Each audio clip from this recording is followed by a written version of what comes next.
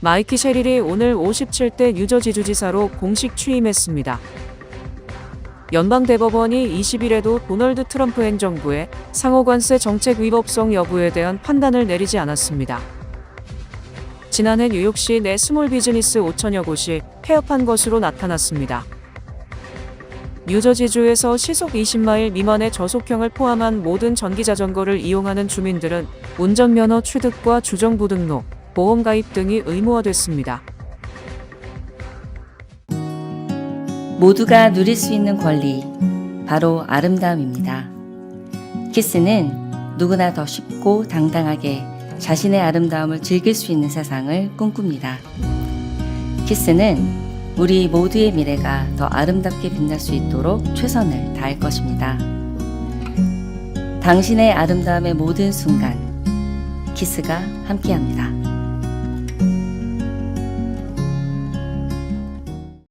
마이키 셰릴이 오늘 57대 뉴저지 주지사로 공식 취임했습니다. 셰릴 주지사는 20일 뉴저지 최대 도시 뉴악에 위치한 뉴저지 퍼포밍 아트 센터에서 공식 취임식을 열었습니다. 셰릴 주지사는 이날 뉴저지 주민들의 생활비 부담을 낮추겠다는 공약을 반드시 이행하겠다는 의지를 재천명했습니다. 그러면서 급격히 상승하고 있는 공공요금에 대한 비상사태를 선포하고 요금 동결을 선언하는 행정명령에 서명했습니다. 또 태양광 및 원자력 발전과 같은 새로운 전력 생산원을 구축하는 것을 목표로 하는 행정명령에 서명했습니다. 셰릴 주지사는 이날 취임 연설에서 트럼프 행정부의 과잉 이민 단속을 강력히 규탄함과 동시에 주민의 목소리를 듣고 행동하는 행정부가 되겠다고 강조했습니다. 셰릴 주지사는 올해로 54세로 미 해군에서 헬기 조종사로 복무하고 연방검사로도 재직한 경력이 있습니다. 그는 지난 2018년 선거에서 12선 현역 의원인 공화당 로드니 프렐링 하이슨을 물리치고 하원 의원에 당선돼 전국적으로 관심을 끌었습니다. 또 작년 11월에 실시된 본선거에서는 공화당 후보를 14%포인트로 누르고 뉴저지 주지사에 당선되면서 트럼프 대통령에게 타격을 안겼습니다.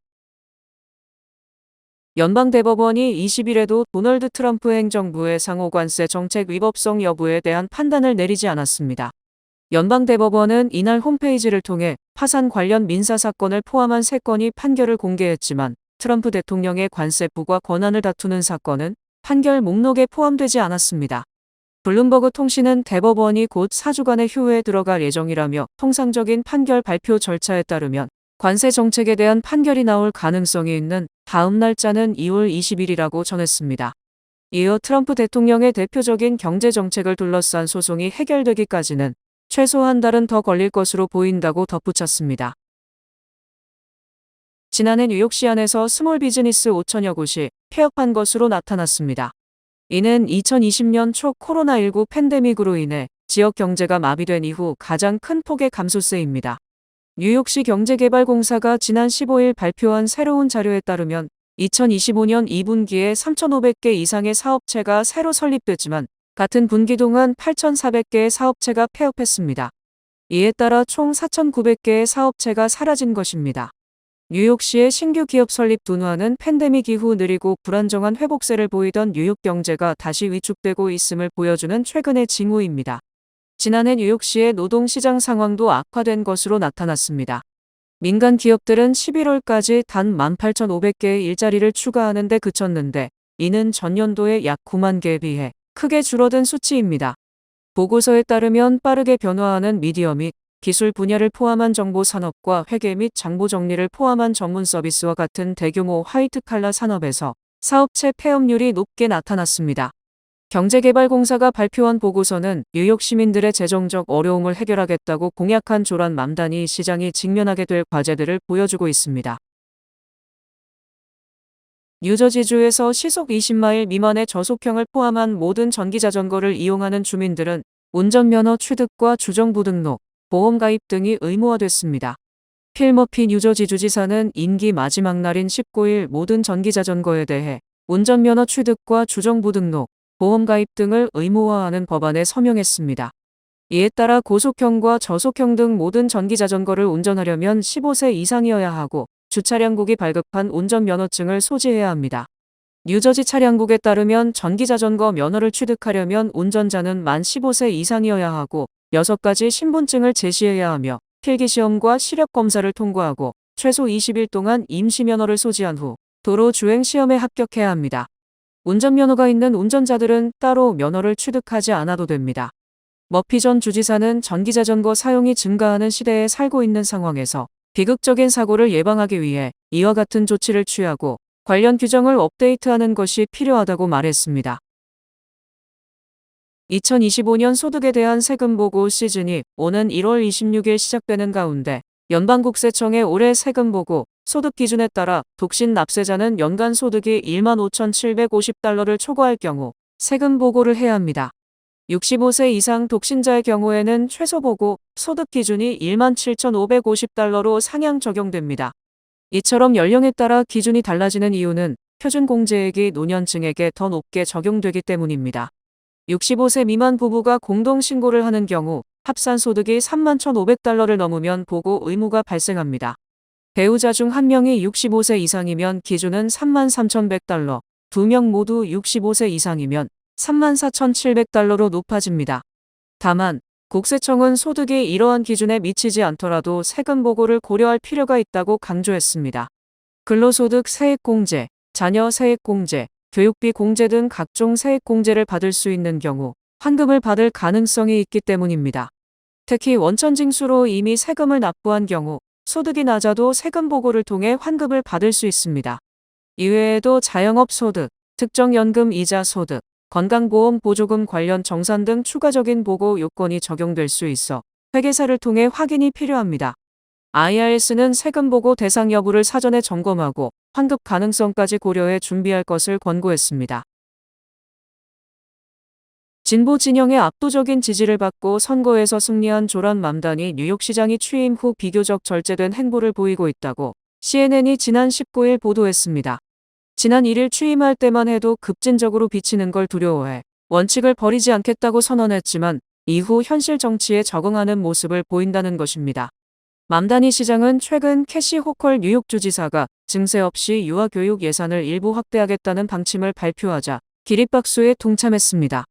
부유층에 대한 소득세 인상과 함께 모든 아동을 위한 무상교육이라는 맘다니의 공약과는 거리가 있지만 호컬 주지사의 정책에 찬성의 뜻을 밝힌 셈입니다. 이는 뉴욕시 입장에서 뉴욕주와 적대적인 관계를 형성하면 안 된다는 판단 때문으로 보입니다. 아동 무상교육뿐 아니라 대중교통 무료화 등 맘다니의 공약이 실현되기 위해선 호컬 주지사와 뉴욕주의회의 협조가 필수적이기도 합니다. 현재 뉴욕시의 재정 여건을 감안한다면 맘다니가 시 차원에서 독자적으로 공약을 실현하는 것은 쉽지 않을 것이라는 분석이 일반적입니다. 뉴욕시는 이번 회계연도에 20억 달러의 적자를 기록할 것으로 예측됐고 내년에는 적자가 100억 달러까지 늘어날 전망입니다. 사회복지와 공공서비스 확대라는 맘다니의 공약을 추진하는 과정에서 조정과 타협이 불가피하다는 이야기입니다. 맘다니가 취임 전 백악관을 방문해 도널드 트럼프 대통령과 우호적인 분위기를 연출한 것도 뉴욕시 입장에선 연방정부의 재정 지원이 반드시 필요하다는 현실을 감안한 것으로 보입니다. 민주당 전략가 트립 양은 맘다니 취임 초기에 가장 눈에 띄는 점은 매우 빠르게 방향을 수정한다는 점이라며 취임 이후엔 선거운동 기간보다 즉흥적인 발언도 훨씬 자제한다고 평가했습니다. 도널드 트럼프 행정부의 불법 이민자 단속에 반대하는 시위대가 이민 당국 간부로 활동하는 목사가 있는 교회에 들어가 항의하는 일이 벌어진 뒤 미네소타 시위대와 트럼프 행정부 간의 갈등이 고조되고 있습니다. 지난 18일 미네소타주 세인트폴에 있는 시티스 교회 예배가 이민세관 단속국 활동에 반대하는 시위자들의 방해로 중단됐습니다. 소셜미디어에 게시된 영상에는 이 교회에서 시위대가 아이스 물러가라는 구호를 외치며 예배를 중단시키는 모습이 담겼습니다. 예배 음악이 흐르는 가운데 시위대의 구호가 계속되면서 신도들은 교회를 떠났습니다. 이 교회 시위는 민권 변호사 네키마 레비 암스트롱이 주도했습니다. 그는 데이비드 이스터우드라는 이름의 이 교회 목사에게 항의하려 시위를 벌였다고 밝혔습니다. 이스터우드는 아이스 세인트폴 지역 사무소장 대행직을 맡고 있으며 최근 아이스의 공격적인 단속에 반발하는 소송의 피고로 적시된 인물입니다. 이스터우드는 아이스 직무를 시작한 지 며칠 뒤 크리스티 놈 국토안보부 장관과 함께 트윈시티 이민 단속 관련 기자회견에 참석하기도 했습니다. 연방법무부는 이 교회에서 벌어진 일에 대해 조사를 벌이겠다고 즉각 나섰습니다. 펜 본디 법무장관은 X에 올린 글에서 미네소타에서 표적이 된 교회 목사와 통화했다며 법 집행기관에 대한 공격과 기독교인 협박에 대해 연방법으로 전력을 다해 대응하고 있다고 밝혔습니다. 본디 장관은 또한 주 지도자들이 무법 상태를 막기 위해 책임 있게 행동하지 않는다면 법무부는 연방 범죄를 기소하고 법치주의가 확립되도록 계속 움직일 것이라고 엄포를 놓았습니다. 도널드 트럼프 대통령이 SNS에 덴마크령 그린란드와 캐나다, 베네수엘라까지 미국 영토로 묘사한 도발적인 이미지를 잇따라 올렸습니다. 트럼프 대통령은 20일 자신의 트루스 소셜에 그린란드로 표시된 지역의 대형 성조기를 든 가상의 그림을 게시했습니다. 그림에는 트럼프 대통령과 함께 마코 루비오 국무부 장관, JD 벤스 부통령이 서 있고 표지판에는 그린란드 미국령 EST 2026이라는 문구가 적혀 있습니다. 이는 그동안 여러 차례 그린란드 병합 의사를 밝혀온 트럼프 대통령이 올해를 기점으로 미국 편입 의지를 다시 드러낸 것으로 해석됩니다. 트럼프 대통령은 또 다른 게시물에서 캐나다와 베네수엘라 영토까지 미국령으로 표시된 것으로 보이는 가상의 이미지를 올렸습니다. 해당 이미지는 지난해 8월 유럽 정상들이 워싱턴 DC 백악관 집무실을 방문했을 당시 회담 장면을 변형한 것입니다. 사진에는 트럼프 대통령이 책상에 앉아 있고 키어 스타머 영국 총리와 조르자 멜로니 이탈리아 총리, 우르줄라 폰데어라이엔 EU 집행위원장, 에마뉘엘 마크롱 프랑스 대통령 등이 주변에 앉아있는 모습이 담겼습니다. 트럼프 대통령 옆 대형 지도 패널에는 미국뿐 아니라 캐나다와 베네수엘라로 추정되는 지역까지 성조기로 표시되어 있습니다. 카말라 해리스 전 부통령이 2028년 대선 후보로 다시 거론되면서 민주당 내부의 균열이 수면 위로 드러났습니다. 지난 18일 악시오스에 따르면 워싱턴 DC의 다수 민주당 지도부와 기부자들은 카말라 해리스 전 부통령을 조 바이든 전 대통령과 결부된 정치적 부담으로 인식하고 있습니다. 해리스 전 부통령이 바이든 행정부의 낮은 지지율과 2024년 대선 패배의 그림자를 함께 떠안고 있다는 이유에서입니다. 일부 민주당 고위 관계자들은 해리스 전 부통령의 재도전에 대해 회의적인 시각을 드러내며 당선 가능성이 낮다는 점을 공개적으로 언급하고 있습니다. 반면 민주당 핵심 지지층의 반응은 다릅니다. 최근 해리스 전 부통령이 남부 지역을 순회하며 진행한 공개 행보에서는 흑인 유권자와 백인 여성 유권자를 중심으로 대규모 지지 집회가 이어졌습니다. 멤피스와 잭슨, 뉴올리언스 등지에서 열린 행사에는 수천 명이 몰렸고 해리스 전 부통령은 사실상 선거 유세를 방불케 하는 환호를 받았습니다. 민주당 경선에서 결정적 역할을 해온 흑인 유권자들 사이에서는 해리스 전 부통령이 여전히 상징적 인물이라는 평가가 유지되고 있습니다. 다만 해리스 전 부통령의 남부 인기는 경선에는 도움이 될 수 있지만 공화당 강세 지역이라는 점에서 본선 경쟁력으로 이어질지는 불확실하다는 지적도 있습니다. 당내에서는 해리스 전 부통령을 향한 견제도 본격화되고 있습니다.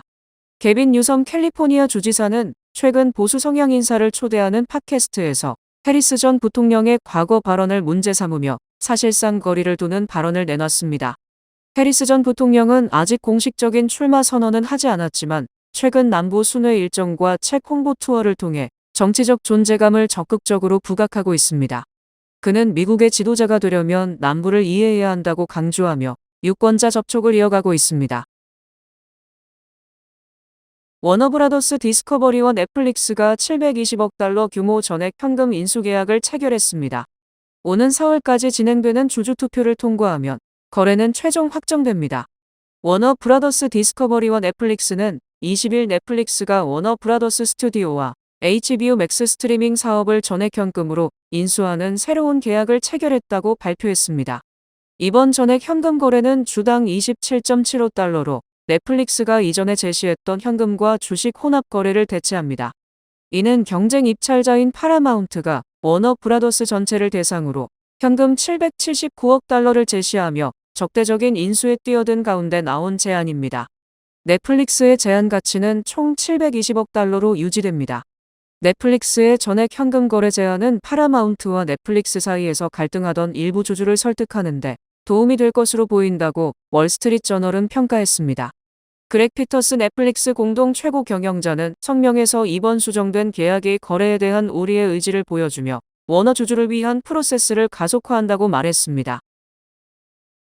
도널드 트럼프 대통령이 각종 관세를 본격 부과한 지난해 관세로 인한 비용의 96%를 미국 수입업체와 소비자가 떠안았다는 연구 결과가 나왔습니다. 독일 킬세계경제연구소의 부인은 19일 미국의 자책골 관세는 누가 내는가라는 제목의 보고서에서 총액 4조 달러에 달하는 무역 데이터 2,500만 건을 분석한 결과 수출업체가 흡수한 관세 비용은 4%에 불과했다고 밝혔습니다. 나머지 96%는 미국 구매자에게 전가됐고 교역량이 줄었지만 수출 가격이 떨어지지도 않았다고 연구소는 분석했습니다. 도널드 트럼프 대통령은 지난해 4월부터 전 세계를 상대로 각종 관세를 부과하면서 외국 기업이 관세 비용을 흡수해 미국 내 물가 상승을 일으키지 않을 것이라고 말해왔습니다. 연방정부는 지난해 관세 정책으로 약 2천억 달러의 추가 수입을 올렸습니다.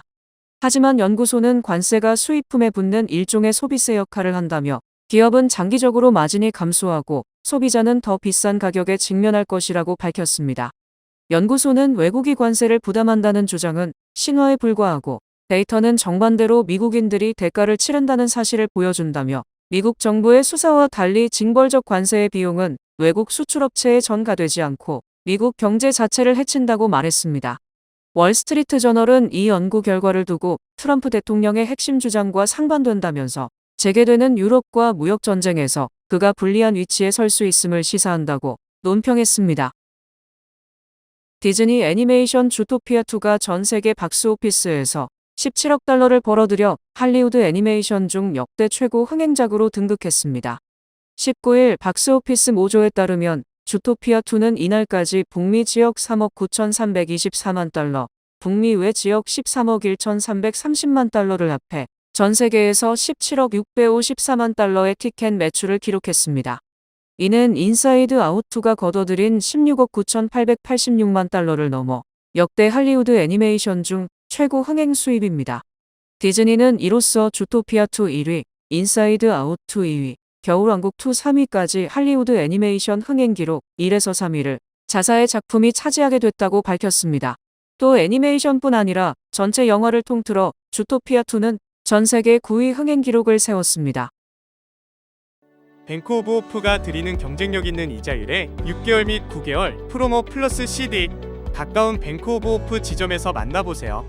이 프로그램은 최고의 금융 서비스로 당신을 존중하는 뱅크 오브 호프 제공입니다. 주요 단신 전해드립니다.